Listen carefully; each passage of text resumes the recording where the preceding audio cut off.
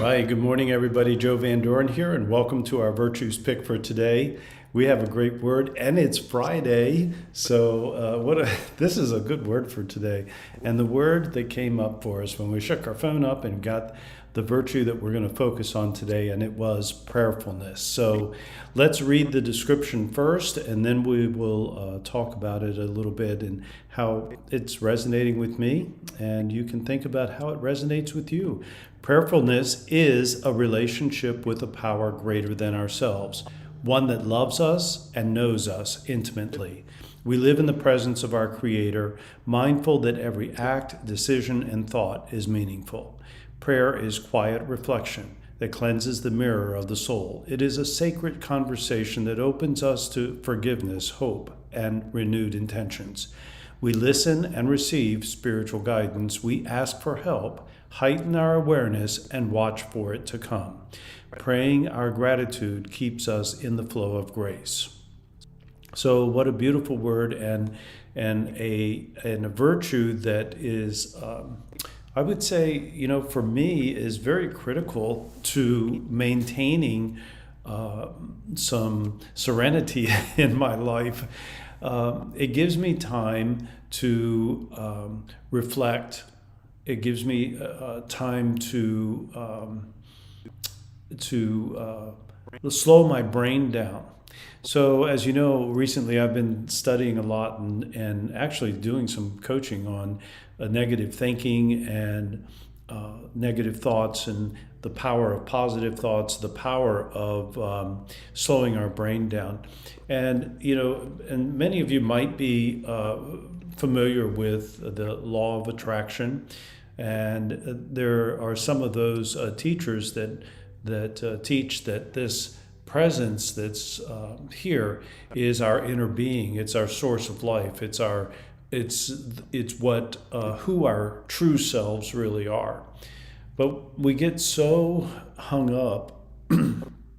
Okay, let me just say, I have gotten so hung up on the influences around me that sometimes it's very easy for me to forget who I am and who I want to be and how I want to be. So this idea of prayerfulness, the concept of slowing our brain down, taking time to open ourselves up to seeing what we truly want and allowing the universe, the Creator, our source of life, our inner being, however you want to describe it, allowing it, allowing it to bring all these good things to us, to bring the things that we truly are. But I will just say, or maybe I should say, and when we're thinking negative thoughts, and that's what we go into our reflection with, I will just say that many times what we're actually doing is attracting those kinds of negative things to us. And so finding that space where we are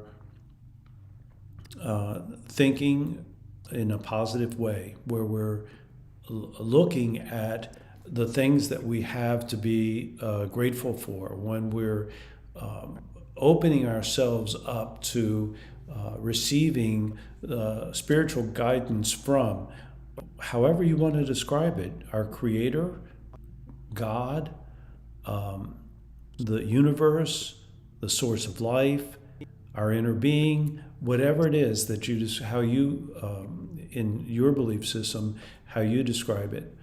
We can only be open to that guidance if we are not allowing everything from outside to drive us in certain directions. So it's a big subject, and one, I don't know that it's controversial. I just think there's different ways of looking at it and different ways of getting to the same place. But the idea of prayerfulness, the idea of taking time to slow our mind down and to have some reflection, and then being open to the guidance that we receive, whether we believe it's coming from within or if we believe it's coming from an outside source that's greater than us. So, those are my thoughts on that. And I would just say that it's one of those habits. And and I personally do meditation in the morning and in the evening as I go to bed. And those are times for me where I hope to start my day off on that positive foot, and I hope to end my day so that I go to sleep without having negative things going on in my head, and just thinking about the things I'm grateful for and the things that I'm hopeful for and can see are a part of me and just maybe haven't been revealed yet. So so those are my thoughts about prayerfulness. How do we share this with our children? I think it starts at a very young age, where we give them the example first. Maybe we set aside time for quiet time where you're just sitting, or maybe there is some heartfelt prayer that is taking place that you do out loud with your child, or allow your child to have his or her quiet reflection time. Just giving that example and doing it on a regular basis as a part of who your family is. All you need to do is clarify what you believe and how you want to do this, whether it's in prayer or meditation, quiet time, whatever it might be. Setting that example and doing it on a consistent, regular basis as a family and individually, I think is very, very helpful. And it'll help calm our children. There's a lot of studies on meditation in the use of meditation in schools, where they've reduced the amount of truancy, they've raised grades, and the only thing that they've changed is having that quiet moment before school begins, or having a quiet moment as school ends. And those two things have made a huge difference. And there's some studies from schools. The ones that I'm familiar with are in the Los Angeles area. But so that's, it's something to give good thought to. If we choose not to do that, then, we're really leaving ourselves and our children open to all the negative messages that they get. And there are no positive messages, and there's no time for them to come to grips with who they are as a person. So that's why I really do suggest this. So thank you for being here this week, and let's focus on this virtue of prayerfulness today. And as we go into the weekend, we'll have a virtue up on Facebook each morning on Saturday and Sunday.